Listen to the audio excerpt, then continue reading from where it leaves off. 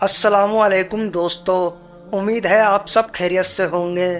آج کے ویڈیو میں ہم کعبے کا ذکر کریں گے، جس کو دیکھنے کی تمنا ہر مسلمان اپنے دل میں بسائے رکھتا ہے۔ خانہ کعبہ ہر زمانے میں ایک مقدس گھر کی حیثیت سے قائم رہا ہے، چاہے ہزاروں سال پرانا زمانہ ہو چاہے اب کا زمانہ ہو۔ کعبے کے احترام میں کبھی بھی کسی بھی طرح کی کمی نہیں آئی اور نہ ہی کبھی آئے گی۔ اس گھر کو اللہ نے تمام عبادت گاہوں اور مسجدوں میں سب سے افضل قرار دیا ہے۔ روزانہ سبھی ملکوں کے ہزاروں لاکھوں لوگ 24 گھنٹے خانہ کعبہ کا طواف کرتے ہیں، اور آج کروڑوں مسلمان اس مقام کو اپنا قبلہ تسلیم کرتے ہوئے اس کی طرف رخ کرتے ہوئے 5 وقت کی نماز ادا کرتے ہیں۔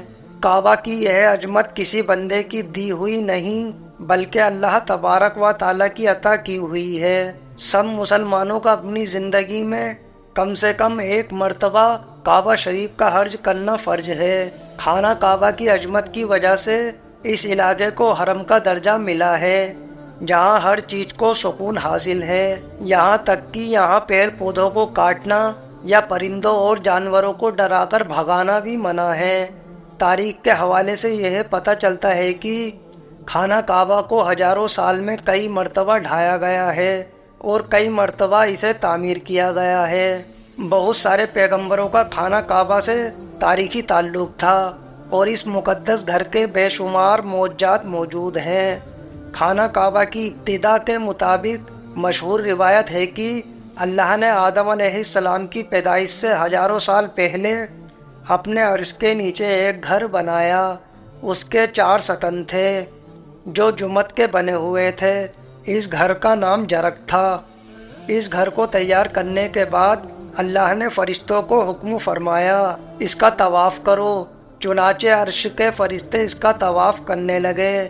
اس گھر کا نام بیت المعمور ہے۔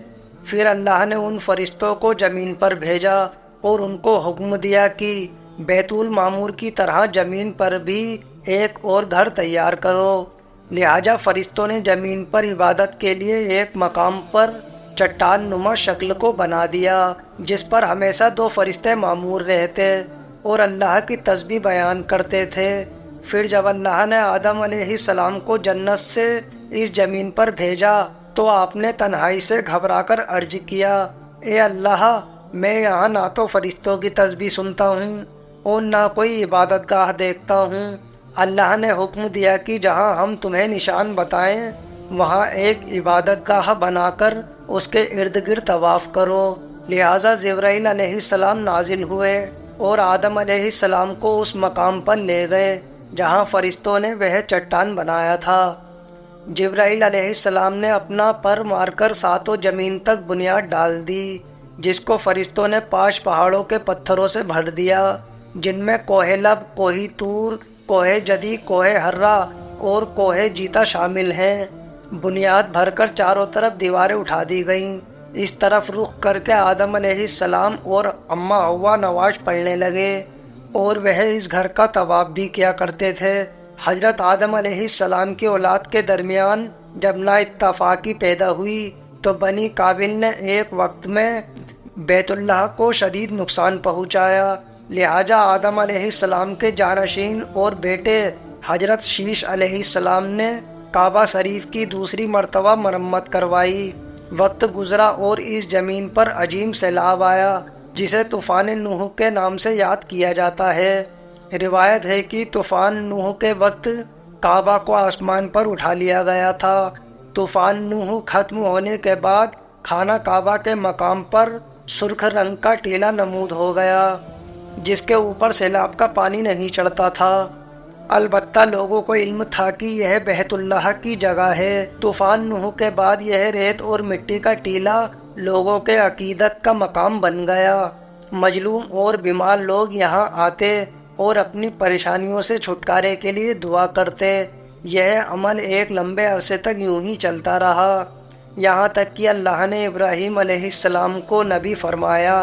اللہ نے حضرت ابراہیم کو بیت اللہ کی تعمیر کا حکم دیا تو آپ ابراہیم علیہ السلام مکہ پہنچے۔ یہاں نہ کوئی عمارت تھی، نہ پانی تھا اور نہ یہاں کوئی رہتا تھا۔ पेड़ पौधों के नाम पर सिर्फ बबूल की झाड़ियाँ थीं।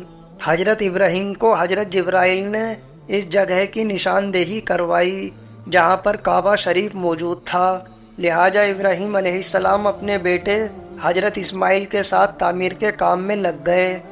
इस्माइल अलैहिस्सलाम कंधे पर पत्थर लाते थे और हजरत इब्राहिम एक के बाद एक पत्थर रखते जाते थे। जब तामीर ज़रा बुलंद हुई तो हजरत इस्माइल एक पत्थर उठाकर लाए ताकि इब्राहिम अलैहिस्सलाम उस पर खड़े होकर तामीर करें। यहाँ खड़े होकर दोनों बाप बेटे दीवार उठाते जाते और दुआ करते जाते। हजरत इब्राहिम ने बैतुल्लाह के पहलू में हजरत इस्माइल पर एक छप्पर डाल दिया। छत पर पीलू के दरख्त की लकड़ियाँ लगा दी गईं। इसमें हजरत इस्माइल की बकरियाँ दाखिल होती और पनाह लेती थीं। हजरत इब्राहिम ने बैतुल्लाह के अंदर एक कुआं भी खुदवाया। जब कोई शख्स काबा में दाखिल होता तो यह कुआं दाएं जानिब था। इसमें तोहफे और हदिया रखे जाते थे। इब्राहिम अलैहिस्सलाम के बेटे इस्माइल अलैहिस्सलाम अपनी वालिदा हजरत हाजरा के साथ मक्का में ही बस गए। रिवायतों से पता चलता है कि मक्का के करीब से एक काफिला गुजरा और यह लोग खाना बदोश थे। उन लोगों ने बीबी हाजरा से मक्का में सुकून पाने की इजाज़त मांगी। लिहाजा आप अलैहिस्सलाम ने उन्हें इजाज़त दे दी और वह काबा के अतराफ में आबाद हो गए। इस कौम का नाम बनी जुर्म था और यह नूह अलैहिस्सलाम की कौम में से थे। इस कबीले की एक खातून अम्मार बिनते सौदा से इस्माइल अलैहिस्सलाम का निकाह हो गया। औलाद इब्राहिम का रिश्ता मजबूत हो गया, लेकिन काबा की मतवल हजरत इस्माइल अलैहिस्सलाम की औलाद में ही रही। बनी ज़ुर इब्राहिम अलैहिस्सलाम के दीन के पैरोकार बन गए और काबा को अपना किबला बना लिया। लेकिन कुछ ही अरसे में ज़माने के हादसात और वक्त की गर्दिश ने काबे की दीवारों को कमज़ोर कर दिया। लिहाजा बनी ज़ुर हमने काबा शरीफ को दोबारा तामीर करवाया। कबीला ज़ुरम में जिस शख्स ने यह काम किया था उसका नाम हर्ष बिन मद्दाद असगर था। बनी ज़ुर हम और बनु इस्माइल की आबादी अरब में खूब फली फूली। यह आहिस्ता आहिस्ता पूरे अरब में आबाद हो गए। यह लोग इब्तिदा में दीन इब्राहिम पर कायम थे, लेकिन आहिस्ता आहिस्ता जब उनमें शिरक बुत परस्ती शामिल होने लगी तो यह बुतों की पूजा करने लगे, जिनके बुत बनाकर उन्होंने काबा के अतराफ में रख दिए। लेकिन यह लोग काबा को हमेशा मुकद्दस मानते और साल में एक मर्तबा काबा शरीफ का हज ज़रूर किया करते थे। उनमें एक मुझ कबीला कुरैश था जो इस्माइल अलैहिस्सलाम की औलाद थी और यही वो लोग काबा के वारिस थे। यह बैतुल्लाह की देखरेख, साफ सफाई, हाजियों का इंतज़ाम और तमाम काम सर अंजाम दिया करते थे और अरब के तमाम कबीले उनके मुत्तहिद थे। तारीख की किताबों से पता चलता है कि तकरीबन 400 ईस्वी में एक अजीम कुरैशी सरदार जो पूरे अरब में मशहूर था, जो मोहम्मद सल्लल्लाहु ताला अलैहि वसल्लम के जद अमजद थे, उसने काबा के बोसी दीवारों की मरम्मत करवाई और खाना काबा के दोनों अतराफ में लकड़ी के दरवाजे लगवाए जिनमें कफल डलवा दिए गए। इसके अलावा काबा शरीफ पर स्याह रंग का कस्बा बनाकर उसे बतौर गिलाफ चढ़ाया गया, जिसमें काबा की खूबसूरती में मजीद इजाफा हो गया। कुछ बिन कलाब के तामीर के कुछ ज़माने बाद एक अफसोस वाक़या पेश आया। रिवायतों के मुताबिक एक रात कुरैश की एक औरत काबा को रोशन करने के लिए गर्ज से रोशनदान में कुछ चिंगारियाँ लेकर अंदर दाखिल हुई। अचानक से कुछ चिंगारियाँ उड़कर गिलाफ काबा में लिपट गईं और गिलाफ ने आग पकड़ ली। लिहाजा काबा की दीवारों में आग लग गई और बैतुल्लाह को गैर मामूली नुकसान पहुंचा। यह देखकर कुरैश के लोगों के अंदर यह दहशत फैल गई कि अगर वह काबा की तामीर ना करेंगे तो उन पर अजाब इलाही आ सकता है। लिहाजा कुरैश के तमाम सरदार जमा हुए और आपस में यह मशवरा किया कि वह सिर्फ हलाल जमा करेंगे और काबा की मुकम्मल तामीर करेंगे। यह वो ज़माना था जब हजरत मोहम्मद सल्लल्लाहु ताला अलैहि वसल्लम ने ऐलान नबूवत नहीं किया था और उस वक्त हुजूर की उम्र 35 साल थी।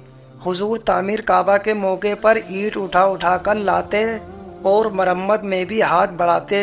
काबे की दीवारें हर तरफ से फट चुकी थी।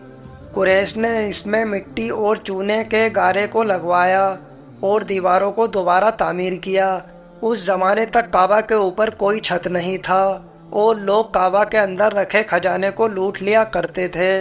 लिहाजा कुरैश ने यह फैसला किया कि काबा के ऊपर छत कायम होनी चाहिए। इत्तेफाकन उन दिनों समंदर के किनारे एक रोमी ताजिर का जहाज साहिल की लहरों की तरफ से फेंक दिया गया, जो टूटा फूटा जहाज था। कुरैश मक्का ने उन लकड़ियों को खरीद लिया और उनमें काबे के छत को बनवाया।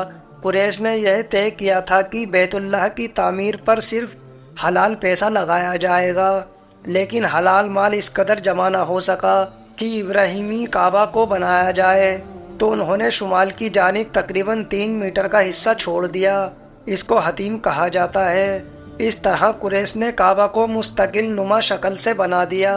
लिहाजा एक मर्तबा नबी सल्लल्लाहु ताला अलैहि वसल्लम ने फरमाया था कि अगर तुम्हारी कौम का ज़माना शिर्क ताज़ा ताज़ा न होता तो मैं काबा को मुनहदम करके ज़मीन से मिला देता और फिर उसके 2 दरवाज़े बना देता और हतीम की जानिब 3 गज का इजाफा कर देता, क्योंकि कुरैश ने जब काबा बनाया तो इमारत के रकबे में कुछ कमी कर दी थी, लेकिन हुजूर ने हिकमत के तहत काबा को वैसे ही रहने दिया जिस तरह कुरैश ने उसकी तामीर की थी। काबा शरीफ हजरत आदम अलैहिस्सलाम से लेकर अरब में कुरैश के ज़माने तक इबादत का मरकज रहा, बल्कि पूरी दुनिया में इब्राहिम अलैहिस्सलाम के मानने वाले काबा को याकता परस्ती का मरकज मानते रहे। इनके हाथों में भी बैतुल्लाह की बागदौड़ आई। उन्होंने निहायत ही इज्जत एहतराम के साथ इस घर को संभाला। दीन के दुश्मनों की तरफ से काबे को नुकसान पहुंचाने की बहुत कोशिशें की गईं, लेकिन वह अपने बुरे इरादों में कभी कामयाब न हो सकें और ऐसे लोग खुद तबाह और बर्बाद और जलील हो गए, क्योंकि इस घर की जिम्मेदारी खुद अल्लाह तबारक व तआला ने अपने इख्तियार में ली है। यहाँ तक कि जब फितनों का बादशाह दज्जाल आज़ाद होगा वह भी काबे में शिरकत न कर सकेगा। इसकी एक मिसाल असबुल फील का वाक़या है। यह साल 571 ईस्वी का ज़माना था, जब यमन के एक बादशाह जिसका नाम अबराहा था, उसने सीना में एक गिरजा तामीर करवाया ताकि अरबी लोग हज करने के लिए मक्का के बजाय यहाँ आए और इस तरह वह इसके ज़रिए खूब माल कमाए। लेकिन अरबों को इस पर गुस्सा आ गया और एक किनारी ने इस गिरजे में गंदगी फैला दी। लिहाजा अबराहा गज़बनाक हुआ और कसम उठाई कि वह बैतुल्लाह को गिराकर ही दम लेगा। उसने लश्कर तैयार किया और बड़े बड़े हाथी लेकर मक्का की तरफ रवाना हुआ और मक्का के बाहर पहुंचा तो अल्लाह ताला के हुक्म से समुंदर की तरफ से अबाबील के झुंड आ गए। उन परिंदों के मुंह और पंजों में पत्थर थे। उन परिंदों के लश्कर ने अबराहा पर उन पत्थरों को बरसाना शुरू कर दिया। लिहाजा यह पत्थर जिसे भी लगता उसे चीर फाड़ डालता और इस तरह अबराहा के इस लश्कर को अबाबील जैसे अदना से परिंदों के झुंड ने हलाक कर डाला और इस तरह अल्लाह ने काबा शरीफ की हिफाजत की। दोस्तों, हम अल्लाह से दुआ करते हैं अल्लाह हम सब मुसलमानों को काबे की ज़ियारत करने की हैसियत और हमारे दिल में जज्बा अता फरमाए और नेक रास्ते पर चलने की तौफीक अता फरमाए। दोस्तों, शब्बू वॉइस चैनल की तरफ से आप सब लोगों को ईद उल जुहा की बहुत बहुत मुबारक हो और उम्मीद है वीडियो आपको पसंद आई होगी। अगर वीडियो आपको पसंद आई हो तो वीडियो को लाइक और चैनल को सब्सक्राइब ज़रूर करें। सब्सक्राइब करने के बाद बेल आइकन को प्रेस करना ना भूलें, जिससे हमारे वीडियो की नोटिफिकेशन आपको सबसे पहले मिल सके। मिलते हैं अगली वीडियो में, तब तक के लिए अल्लाह हाफिज़। दुआओं में याद रखना।